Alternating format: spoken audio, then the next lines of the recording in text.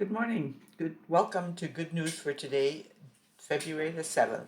And we're going to be reading from Hebrews chapter 13. And Tim's going to read that for us. Okay. My name is Tim, by the way, and this is Nikki. And starting in Hebrews chapter 13. Keep on loving one another as brothers and sisters. Do not forget to show hospitality to strangers, for by so doing some people have shown hospitality to angels without knowing it. Continue to remember those in prison as if you were together with them in prison, and those who are mistreated as if you yourselves were suffering. Marriage should be honored by all, and the marriage bed kept pure, for God will judge the adulterer and all the sexually immoral.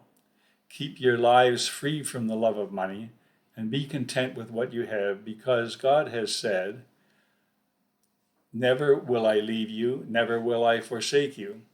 So we say with confidence, "The Lord is my helper, I will not be afraid. What can mere mortals do to me?" And do not forget to do good and to share with others, for with such sacrifices God is pleased. The word of the Lord. Yes. Praise be to God. Praise be to God. So, Hebrews is an interesting book. It is thought to have been written by Paul, but there's no confirmation of that. Some theologians might dispute that, but I think it's probable. However, he wrote it as a challenge to encourage and empower Christian believers, telling us that Christ is superior to all other prophets and all other claims to truth. The Hebrews were converts from the Jewish faith, and they were in danger of falling back into their old ways. Legalism, basically following the rules, and the writer here is encouraging them not to do that. He encourages them to listen to what Christ says and not move backwards. Christ is the ultimate prophet and the perfect expression of God's plan for mankind. The new covenant in Jesus Christ is superior to the old covenant.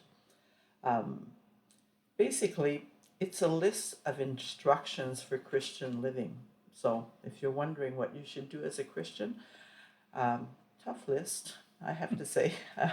But nonetheless, that's what it is. And Hebrews 13 is basically a shorthand summary of the letter's major points. So if you're trying to save time, read chapter 13. It's kind of the Coles Note version. The theme is to focus on peace, Christ's role as an example to I have a hard time with that word, eternality of the new covenant, that the new covenant is eternal, God's will expressing itself in our lives to the glory of God. And my favorite verses in there is, "Never will I leave you, never will I forsake you."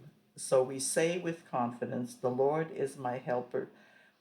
I will not be afraid. What can man do to me?" When I read that verse, it's kind of a common verse, that the Lord will always be with you.